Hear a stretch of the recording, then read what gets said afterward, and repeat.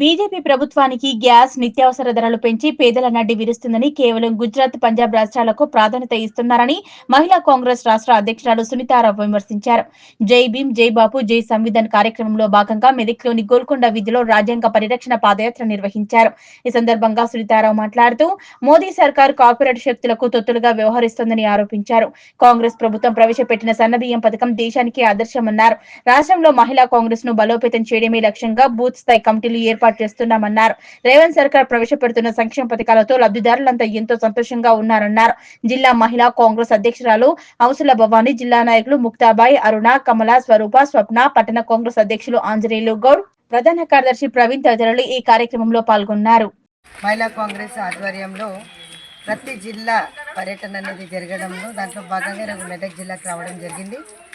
జై భీమ్, జై బాపు, జై సంవిధాన్ ప్రోగ్రామే కాకుండా వారితో పాటు district committee, district executive meeting, పెరిగిన ధరల పైన నిరసన చేయడం జరిగింది. పెట్రోల్, గ్యాస్, డీజిల్ ధరలే కాకుండా ఈరోజు చాలా వరకు నడ్డి విరిచేస్తుంది బీజేపీ ప్రభుత్వం. సామాన్యుల దగ్గరికి వెళ్ళినప్పుడు ఈరోజు మా పథకాలు ఏ విధంగా వాళ్ళు లబ్ధిదారులు అవుతున్నారు అనేది ఈరోజు ఎస్సీ కాలనీ కూడా తిరగడం జరిగింది. దాంట్లో భాగంగా సన్నబియ్య ప్రోగ్రాంలో వారి పేరేంటి, సుశీలమ్మ వారి ఇంటికి వెళ్ళాం. సుశీలమ్మ గారు వచ్చి నన్ను తీసుకెళ్లారు. చాలా సంతోషం వ్యక్తం చేస్తున్నారు. ఈరోజు రేవంత్ గారికి కానీ ఉత్తమ్ కుమార్ రెడ్డి గారికి కానీ ఆశీర్వాదాలు ఇస్తున్నారు. సన్నబియ్య పథకంలో భాగంగా 3 నెలల రేషన్ తీసుకొచ్చుకున్నారు, చూపించారు. వాళ్ళ హస్బెండ్కి స్ట్రోక్ వచ్చిందని చెప్తున్నారు. వాళ్ళ ఇంట్లో కూర్చున్న తర్వాత ఆర్థిక సహాయం చేయమని కూడా అడిగారు. కన్సర్న్ ఎమ్మెల్యే తోటి మాట్లాడి ఇల్లంతా చాలా చెడిపోయింది, సో ఇంట్లో చాలా ఉరుస్తుంది, పడుకోలేకపోతున్నామన్నారు. దాంట్లో భాగంగా ఏదన్నా ఇప్పిమని చెప్పి అడుగుతున్నారు.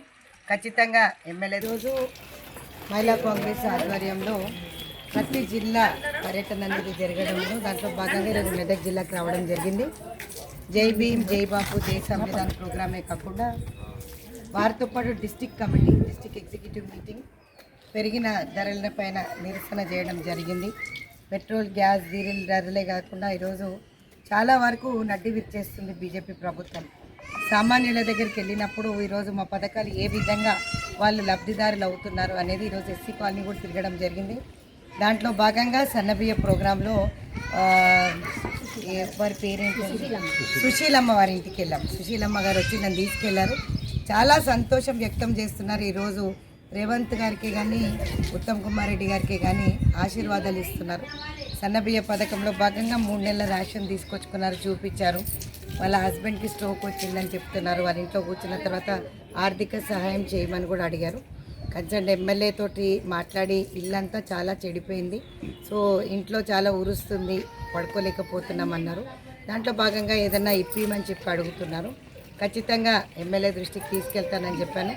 అదేవిధంగా ఈరోజు ఇందిరమ్మ ఇండ్లన్నీ చూస్తున్నాను, ఎక్కడ కూడా వాళ్ళకి డబల్ బెడ్రూమ్ రాలేదు.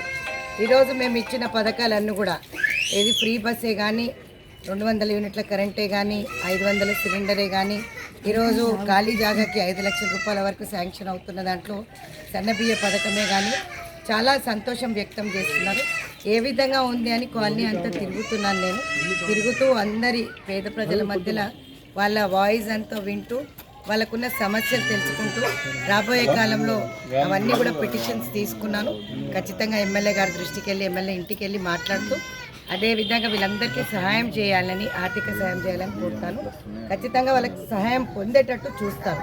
రాష్ట్ర మహిళా కాంగ్రెస్ అధ్యక్షురాలుగా ప్రతి చెల్లె ఈరోజు ఆప్యాయంగా ఇక్కడ తిరుగుతూ నిజంగా కూడా వాళ్ళ బాధలు వినిపించుకుంటూ కాంగ్రెస్ పార్టీ కండువాకి ఈరోజు నిజంగా అనిపిస్తుంది. ఇందిరమ్మ ఇండ్లు అప్పుడు ఉన్నాయి అక్క, ఇప్పుడు కూడా కాంగ్రెస్ కార్యకర్తగా ఉండిపోయినారు చూడండి.